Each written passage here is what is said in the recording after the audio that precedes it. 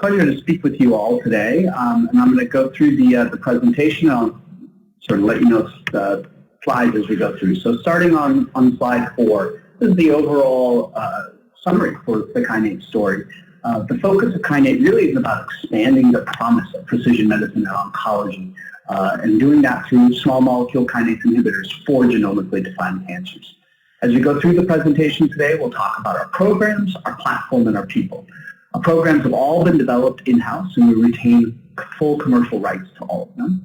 Our platform is a capabilities-based platform, and we'll go more into details there. And then, of course, we'll talk about our people, both internally, the team we built, and our external set of collaborators that have helped us be successful today and think will help us do so going forward. So on slide 5, when we talk about overcoming the current limitations in precision oncology and how we want to expand that promise, there's really 3 limitations to targeted therapies today, and we think overcoming these presents a significant opportunity. The first is where there are a known oncogenic driver for a tumor, but there are no approved therapies. And our RAF program, Kinnate 2787, is an example of that, and we'll go into that in more detail, of course. Additionally, we think there are interesting opportunities to overcome resistance, on-target resistance mutations to approved targeted therapies. Our FGFR program is an example of that. And finally, we think there are opportunities to overcome non-responders to approved targeted therapies, and our CDK12 program is an example of that. So on slide 6, you can see that the market opportunity, if we're able to tackle any one of these 3 limitations to today's targeted therapies, is substantial. Only 10% of patients today with cancer have a targeted therapy for a known oncogenic driver. Of those 10%, only about half, about 50%, actually respond to a targeted therapy. The other half have intrinsic resistance. And of that half who do respond, only about half of them will have a long-term durable response, and about half will develop on-target acquired resistance. And so you can see that overcoming any one of these limitations has a substantial opportunity to expand the market, as only 2 to 3% of patients overall are adequately treated with target therapies for the long term. On slide 7, the discovery engine that we have developed at Kinnate to go after these opportunities, as I mentioned, a capability-based one, not necessarily a technology one where we're a hammer looking for a nail. This is about deep expertise in chemistry, in biology, and clinical in an integrated fashion, which is ultimately how drugs are discovered and developed. On the chemistry side, we have a structure-based drug discovery capability that has allowed us to develop the compounds we have. From the biology side, our translational research expertise allows us to screen those compounds, but also do things like identify biomarkers for potential higher response rates. And all of that is led by a clinical patient-driven approach, really in collaboration with some of the premier cancer centers such as MGH, which allows us to, first of all, identify those opportunities. What are those new emerging resistance mutations that we should go after, but also help us define the clinical context by which our drugs are most likely going to be effective. This engine has been incredibly productive. Since the company was initially funded in March of 2018, you can see we've generated over 3,000 NCEs. We've taken 17 of those all the way through patent filings. We have 3 drug candidate nominations this year, and over the coming months, we expect 2 INDs. So on slide 8, this is the pipeline that has been generated by that discovery engine. Our lead program is in the RAF field, Kinnate 2787, which has completed much of the IND-enabling work. We've now just recently completed our GLP tox studies in both rat and cyno, and we're in the process of drafting an IND, and we anticipate that in the first half of next year.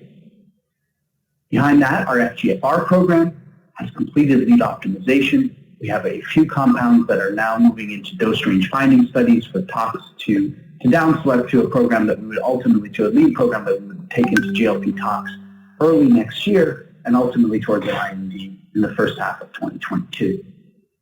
We have a research pipeline with multiple targets that we're working on, and we're going to be highlighting for you our CDK12 program, which is currently in lead optimization. On slide 9, a snapshot of the team that we put together. And so, you've heard the backgrounds of myself, Eric, and Richard. A couple others I'd highlight here. Eric Martin, leading our translational medicine with a lot of experience from Pfizer, Kinnate, Lexicon in the precision oncology space. And Rob Kania, leading our drug discovery, who led Pfizer's cancer chemistry group and is a co-inventor of 3 of their approved kinase inhibitors. This team and the folks below have had tremendous experience across a number of approved precision medicine drugs in oncology, really from a wide variety of the pharma companies. And we think we've assembled a management team that can really drive our pipeline and continue to develop new compounds. We've also been lucky to have a great group of external advisors, and we start with our board of directors and a little bit about our financing history. So in terms of the financing, this is slide 10. Series A was led by Foresight Capital, who's our largest shareholder. Our Series B was led by OrbiMed. They are our second largest shareholder. Nextech and Vita also came in on the B. And then our Series C, which we did earlier this year, was led by RA Capital. RA Capital is our third largest shareholder. And we also were able to add in that Series C all of the existing investors, plus Viking, Fidelity, Venrock, Surveyor, Boxer, Janus, and Logos. And that was a $98 million Series C round. The company, as of September 30th, had $157 million of cash on hand. In terms of those external board members and advisors, so we obviously have representatives from Foresight and OrbiMed as our 2 largest shareholders, and a quartet of independents. Keith Flaherty, probably a very well-known co-founder of Loxo, one of the really leading figures in precision oncology. He's at MGH. We're really excited. He's been part of the company from the very beginning and is a member of the board. Dean Mitchell is our chairman, been the CEO of 3 different public biotechs. Lori Smaldone is a medical oncologist and former global head of regulatory at BMS, so very relevant experience. And Melissa Epperly, who leads our audit committee, is the CFO of Zentalis. So we think we have a great set of advisors for the company on the board. And also on slide 11, on the scientific advisory board. So Keith, we've already talked about, really one of the leading figures. But also Ryan Corcoran is important to note. We work very closely with him. A lot of our work in particular on FGFR has been with him. He's also at MGH. But also Andy and Ezra at UC San Diego, Luis at Memorial Sloan Kettering, and John also at MGH who's recently added. And so these are our scientific advisory board, but they also represent the institutions where we have a depth of set of collaborations. We have a sponsored research agreement with MGH, and these institutions are all likely to be part of a phase 1 study and have a robust set of relationships with these institutions. So I'm going to jump into our lead programs. 2787 is where I'll start. And so on slide 13, a little bit about the overview of the RAF opportunity. So BRAF mutations can be oncogenic drivers in a number of types of solid tumors, melanoma, non-small cell lung cancer, colorectal, and others. Those BRAF mutations come in 3 types: Class 1, Class 2, and Class 3. Class 1 are these V600, typically V600E mutations, where BRAF is signaling as a monomer, and Class 2 and Class 3 are dimers, either BRAF homodimers or BRAF-CRAF heterodimers. Now, there are approved drugs for Class 1 BRAF mutations, oncorafinib and others, but there are no approved targeted therapies for Class 2 and 3. Prognosis for these patients who have a Class 2 or Class 3 mutation is quite poor. Without a targeted therapy available for them, typically their best option is chemotherapy. And so we have developed a pan-RAF inhibitor that we believe will be effective across all 3 classes of BRAF mutations, Class 1, Class 2, and Class 3. But we will be focusing on the Class 2 and Class 3 population with the higher unmet need where there are no approved drugs. Slide 14 is a little schema that explains why those first-generation drugs that are effective in Class 1 don't work in Class 2 or Class 3.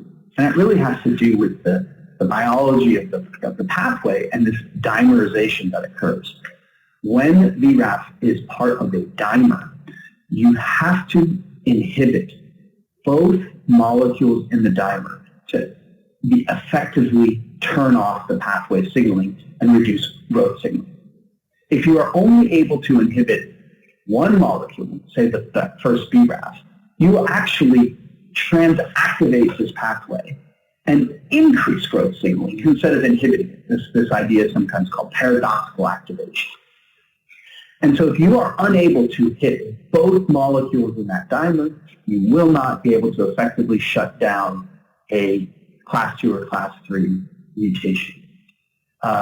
As you can see here, that second molecule may be a CRAF, sometimes it's an ARAF, and sometimes it's a second BRAF molecule. But that second BRAF is in an asymmetric position. It has an altered active site, and a compound that is effective against a normal BRAF may not also be effective against that second BRAF molecule. So we believe a pan-RAF inhibitor that can inhibit that first BRAF molecule, but also that altered second BRAF molecule or a CRAF molecule, whatever molecule is in that second position, as long as you can inhibit both, then and only then can you actively shut down the growth signaling and be effective in a class 2 or class 3 setting. Additionally, on slide 15, we think it's incredibly important to maintain target coverage, to continue to inhibit the dimer and both molecules in that dimer. If you are unable to do so, as you get towards your Cmin, as your drug concentration, your target coverage diminishes, you may only be inhibiting that first compound, that first dimer, molecule in the dimer, and again you will activate the pathway instead of inhibit it, and this initial inhibition followed by a rebound is called this pathway rebound, and is the result of not having good target coverage. So it's not enough to inhibit that dimer, you have to maintain that inhibition to avoid a rebound in signaling in this pathway. We believe on slide 16 that we have developed a compound that is exactly able to solve these problems. That it is a dimer inhibitor that has good pharmaceutical properties that can maintain target coverage and avoid the paradoxical activation and this pathway rebound. As I mentioned, we've completed rat and cyno GLP tox with this compound, and we expect the IND to be filed in the first half of next year. We are, of course, working on backups and next-generation compounds, but we will primarily focus on the BRAF 2787 compound. So slide 17 is the in vitro data for this program. I won't go through all of this, but suffice to say what we are seeing here is very good in vitro results in cells in class 1, 2, and 3 with differentiation relative to the wild type. On slide 18, we are showing very nice pharmaceutical properties, solubility, clearance, and ultimately AUC. These high levels of exposure that we're able to achieve with 2787, in particular here relevant to one of the competitors, Novartis' LXH, which is in the clinic, has recently completed a phase 1.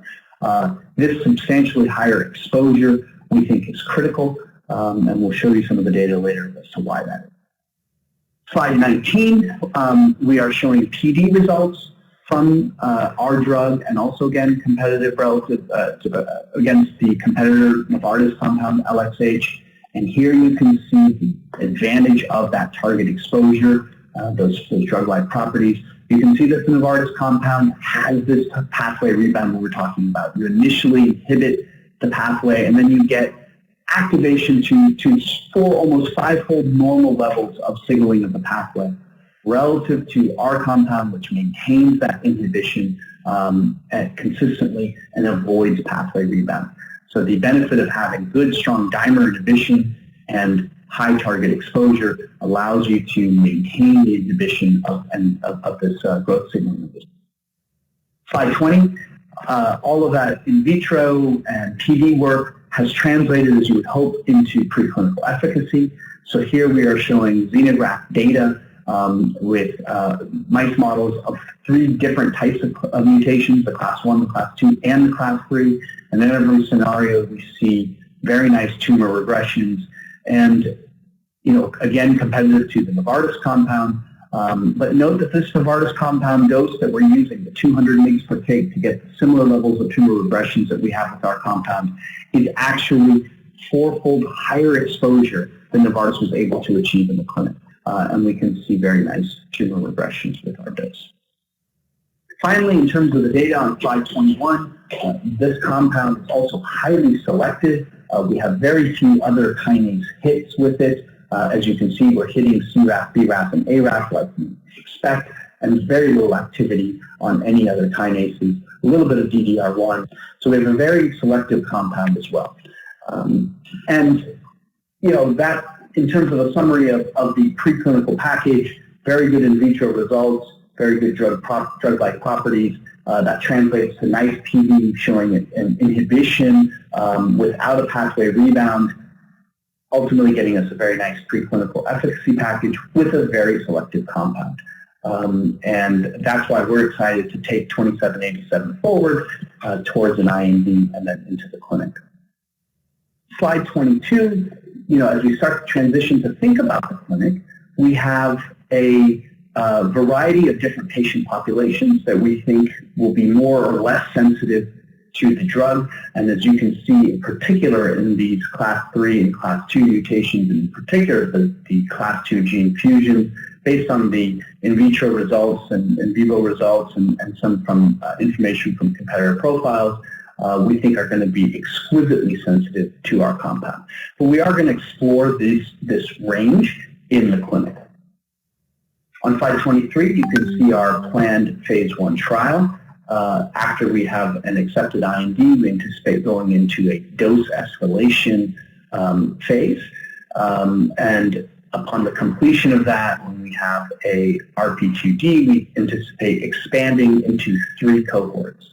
A melanoma cohort with just class 2 and class 3 patients, a non-small cell cohort with just class 2 and class 3 patients, and then a cohort with a set of all other solid tumors with class 2 and class 3 mutations as well. So initially we will look at broad set of BRAF mutations, class 1, 2, 3 in the dose escalation. In dose expansion, we'll go tumor specific and class 2, 3 focused.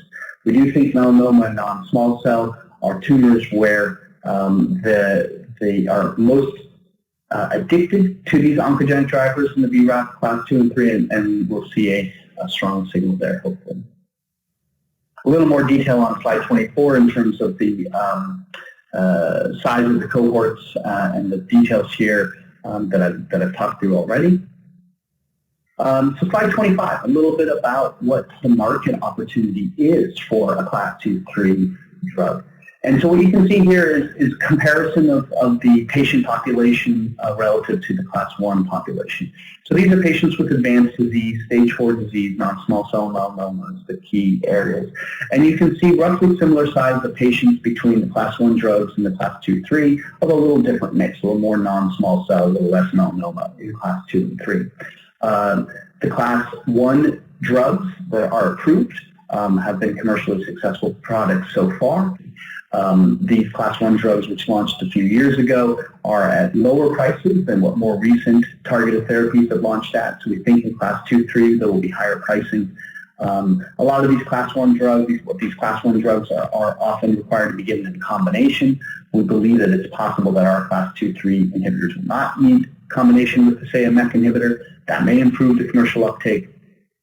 And then finally, it's important in noting that a lot of these class 2 and 3 patients are gene fusions and the like, and these are more challenging to find with earlier versions of genetic genomic screening. And it's only more recently that we've become better at identifying these patients with gene fusions. And so while those class 1 patients are all single nucleotide variants, and we have a pretty good handle on being able to find them, and that as NGS technologies are more broadly used, we will find more of these patients. On slide 26, there's some really interesting ways that we can expand the patient opportunity as well as we think about hopefully getting positive phase 1 results and going into a number of additional indication expansions. Of course, I've talked about other tumor types beyond melanoma and non-small cell, colorectal, ovarian, thyroid, and others. What the data I showed you on the previous slide is all stage 4 disease. We can also go into stage 3, earlier disease, adjuvant therapy, and potentially expand our market. There's an interesting opportunity to go compete with the class 1 drugs on the potential for either a better profile or if resistance has been developed to those class 1 drugs, and that opens up a whole substantial market opportunity for us. And then we think a lot about geographic expansion as well, and we think about going beyond U.S. and Europe, in particular the China market. When you look at patients with stage 4 non-small cell lung cancer, class 2-3 mutations, just in the urban markets, which are the commercially relevant ones. Okay, so moving on to the FGFR2/3 program as our second program. And the idea here is that FGFR2 alterations, which can be oncogenic drivers in intrahepatic cholangiocarcinoma, and FGFR3 alterations can be oncogenic drivers in urothelial carcinoma, bladder cancer. But there are existing drugs here that target those initial alterations and have shown to be effective. Erdafitinib from J&J, pemigatinib from Incyte, and tifotulibatinib in late-stage clinical development. The challenge is that patients develop resistance to these drugs. On-target acquired resistant mutations, primarily gatekeeper or molecular brake mutations, develop rapidly and confer resistance to these drugs so that they have limited duration of response. Our goal is to develop a compound that can be effective against that initial FGFR alteration in both FGFR2 and 3, and also cover the resistant mutation variants, the gatekeeper and molecular brake variants, to expand the duration of response and potentially limit or eliminate the acquired resistant mutations. On slide 29, you can see some data that's actually very recent that has come out around the percentage of patients who do develop resistance and what kinds of resistant mutations come up. And you can see exactly as we had talked about, a large percentage of patients, it looks like about 2/3, do develop on-target acquired resistance, and the vast majority of those mutations are molecular brake or gatekeeper variants. So this data, which recently was published at the Triple meeting, really confirms the need to have a compound that can cover these molecular brake and gatekeeper variants. On slide 30 and 31, we actually show you the data that shows that our drug, we believe, does cover the different FGFR isoforms, FGFR2 and FGFR3, and their respective gatekeeper and molecular brake variants. And you can see that here in the table with on slide 30, this is enzymatic data. We are covering the V565 gatekeeper mutation for FGFR2, the N550 molecular brake mutation for FGFR2, and on down for the FGFR3 variants as well. In particular, these ratios are important. If you have ratios under 10, we think that you can maintain inhibition of both that initial alteration and prevent that resistant mutations from coming out, as opposed to having substantially more potency towards one variant and allowing escape resistance to develop. Slide 31 is showing you that same set of mutations in FGFR2 in cellular data with a little more detail of different variants of the molecular brake and gatekeeper variants. And again, you can see very nice low single-digit nanomolar potency against all of these variants and very good ratios, certainly relative to some of the competitors. You can see they have clear liabilities where they're not either hitting the molecular brake or the gatekeeper variant, the Janssen, Incyte, and Taiho drugs. And so we feel very confident that this kind of coverage will expand that duration and protect patients against resistant mutations. Our compound, Kinnate 003, is also highly selective. And you can see here relative to erdafitinib, which is the approved FGFR inhibitor, far more selective. And so we think this is a profile that will hopefully bode well in the clinic. And as I mentioned, we'll be taking this early next year into GLP tox and ideally into the clinic in 2022 with a program that looked very similar to what we showed in BRAF on slide 33, with dose escalation followed by tumor-specific cohorts here in ICC and UC, where we'll enrich for patients who have developed these secondary resistance mutations, these molecular brake and gatekeeper mutations. On slide 34, the market opportunity for FGFR, and you can see here about 20,000 patients who have FGFR3 or FGFR2 mutations. Larger majority of those are FGFR3 mutations in urothelial carcinoma. About 67%, as we discussed, will develop that acquired resistance. So if you're a second-line drug, we'll initially target those 15,000 who develop resistance, but ultimately our goal is to be positioned first-line and going after all 22,000 patients and not wait for them to develop resistance before we treat with a drug that can cover the various mutations. So finally, a little bit about our discovery engine and our last program, CDK12. So slide 36, Kinnate discovery engine. We remain focused on these validated oncogenic drivers using their discovery engine and not focusing on IO or tumor microenvironment. As you can see on slide 37, this is the classic hallmarks of cancer. Our focus really is around sustained proliferative signaling, those oncogenic drivers, but also some on evading growth suppressors and genome instability and mutation. We're not focusing on these other aspects of cancer. On slide 38, our discovery engine, as you can see that the Venn diagram in the middle that I showed you before, is really powered by both internal FTEs and a broad set of external collaborators, CROs, and other FTEs. In particular, I highlight, for example, on the drug discovery side, we have 64 FTE chemists. The open box, the teal boxes are internal research, internal FTEs. The white boxes are external. You can see that our team is leveraging over 60 contract FTE chemists to help develop the work. We have a number of CROs in the preclinical and translational side as well, all led by senior folks internally. And so this is that discovery engine in a little bit more detail. And one example of how we've utilized that engine is the CDK12 program, as I mentioned, the third program we'll highlight. So on slide 39, the CDK12 pathway. So CDK12 is a kinase that regulates the expression of long genes, of DDR genes, DNA damage repair genes, and inhibition of CDK12 we believe can lead towards the impairment of DNA damage response, which would be sensitizing tumors to DNA damage agents like chemotherapy and PARP inhibitors, while also potentially allowing for the expression of neoantigens through something called tandem duplications, which would then sensitize tumors to immunotherapy as the antigens are expressed on the surface of the cell. So we went after using the engine to develop on slide 40 a highly selective CDK12 molecule. You can see here the co-crystal structure which we started with to allow the structure-based drug discovery. Ultimately, we were able to develop a highly selective profile. When you look at that kinome profile tree in the middle, you can see really CDK12 and 13, which looks to be a backup mechanism to CDK12, are our only hits.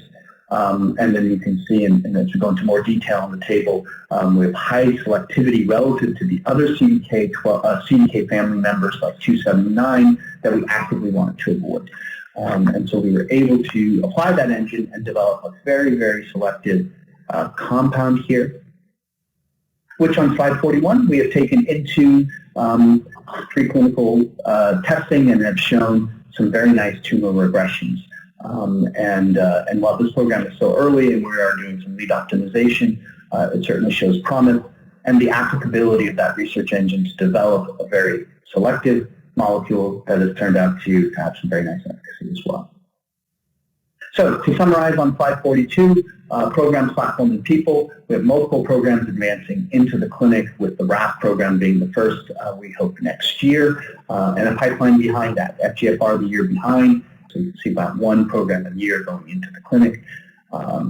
Platform we continue to invest in and continue to believe that it will remain as productive as it has been in developing new drugs.